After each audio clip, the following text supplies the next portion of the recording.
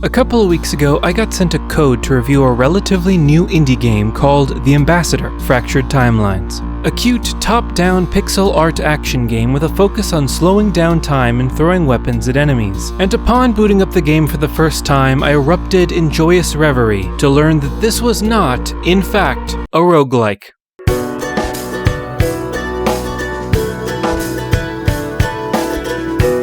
Ack! What's this? Oh, it's a metal pipe. Must be from the construction they did on the building after it exploded a few years ago. Let me just throw that over there. Whoop! Whoa. That went further than I... Huh. Don't get me wrong, I love a good roguelike, but ever since the success of games like Spelunky and Nuclear Throne, of which I hold a particularly bright torch, it feels like every cute pixelated indie studio has sought to increase the length and complexity of their games by making them tough as nails and reset and randomize every time you die. This is, mercifully, not the case in The Ambassador. You start out as a character I will lovingly refer to as Beardo. Beardo is an initiate in a fantasy order that seeks to regulate and protect time. Just when Beardo finishes orientation, however, a massive explosion rocks the land and nearly wipes out the order, forcing Beardo to travel to different video game world zones and kill everything in his path to save time and stop whoever is behind the attack. The aesthetic has a nostalgic Game Boy feel, with simple graphics, world maps, and short stages. I feel good making tangible progress, level by level, in a semi-linear game that I can actually finish without making it my full-time job. Oh man, what is that delicious smell? Something on the fire? AAA games? Ya burnt! I'm stealing Seth Meyers' bits now. Isn't that right, Sea Captain? I don't have one of those yet. Right. Levels go down smooth and feed into one another with ease. It helps that every few levels the game gives you new weapons to try out, each with their own unique functionality and stats. One non-magic weapon like swords and spears and axes and even crossbows, and one magic weapon like wands or bolt-throwing staves or even enchanted throwing weapons.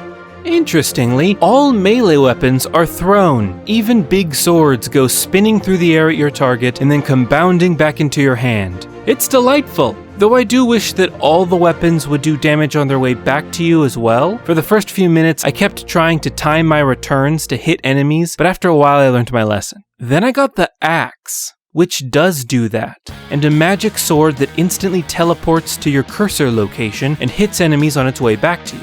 It's great! And these two weapons quickly became my favorite combo. The third pillar of combat is your ability to stop time in a localized circle around yourself at any moment. This has a lot of applications, like making enemies easier to take out, avoiding powerful attacks, and reprogramming synchronous traps to fire at different times, giving you a chance to make your way through. At first, the game is easy enough, even without time manipulation. The combat loop is straightforward, but satisfying. You enter a zone, you take out whatever accursed beasts think to best you, and you walk through the portal at the end. But as the difficulty increases, you're forced to use your abilities more creatively. More creatively? I don't know if that's grammatically correct, but I'm going to keep going. And you start dying more. As I progressed, each level began to feel more like a puzzle. A fast-moving combat puzzle. Dare I say, the second best kind of puzzle. The more times that I died on a stage, the more interesting ways I thought to use my powers and weapons. Logic puzzles are number one. They're the best kind of puzzles. I just wanted to clear that up before we continued on. I could imagine certain battles playing out in my head in full 3D. A horde of evil knights comes rushing our hero, who throws his axe in the direction of their captain. It wounds him, but goes tumbling off into the forest. The enemy laughs. We have him now. Then Beardo smiles, as the axe tears its way through the line of evildoers before finishing off the officer and returning to Beardo's open hand. The ability for a game to transcend into your mind's eye is the difference between games that are functional and games that are good. It's a simple thing, but it makes me happy.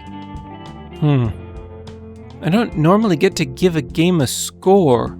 Hey, Mr. Octopus. Yes, Micah Pig? What do I do now? You could do a list of pros and cons. Pros and cons? Like Naomi Osaka and Cameron Poe? What? You know, pros and cons.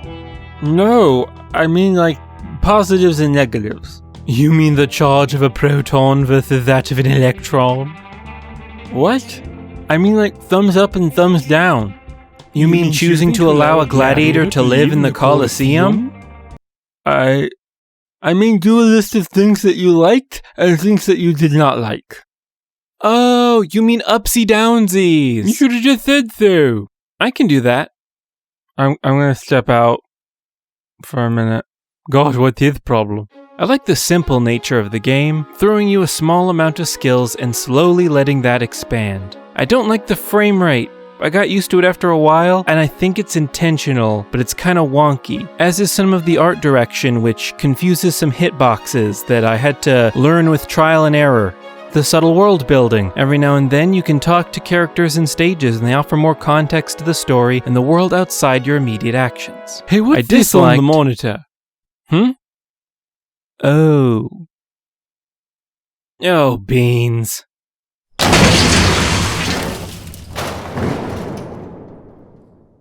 I'll call the contractor.